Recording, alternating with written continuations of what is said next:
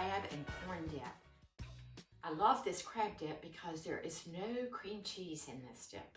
I think the cream cheese has a tendency to overpower that sweet, delicate flavor of the crab meat. And so this is my absolute favorite crab dip. After I melt this butter, I move that around in here. Go ahead and get some of that butter up there on the sides. Add a teaspoon of minced garlic and 1/2 cup of red peppers.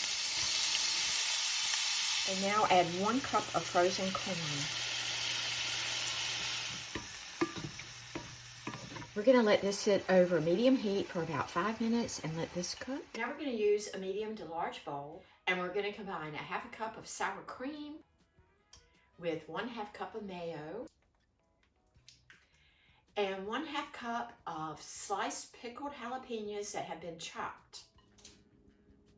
And for seasoning, we add 1 teaspoon of Worcestershire sauce. If you want it a little spicier, add 1 teaspoon of a hot pepper sauce. Now I make my own cayenne sauce, so that's what I'm using. Now we add our sauteed corn and peppers with the garlic.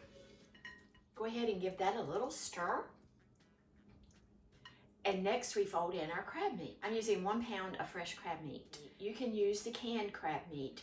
Just drain it and flake it a bit, and make sure you pick through your crab meat for any cartilage and remove that. You can use 2 6 to 6.5 ounce cans, or you can add a 1/3 can. Extra crab meat is going to be delicious. The last thing we fold into our crab dip is 1 cup of shredded Monterey Jack cheese. Fold it all together and transfer this back to our cast iron skillet. Sprinkle on 2 tablespoons of grated Parmesan cheese.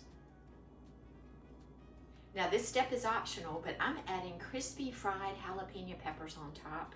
I just love jalapeno peppers.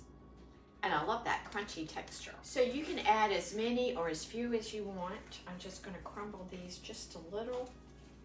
I just want a little added texture and a little more of that jalapeno flavor. Our dip is ready to go into a 425-degree oven for about 15 minutes until it's bubbly. And this crab dip is delicious.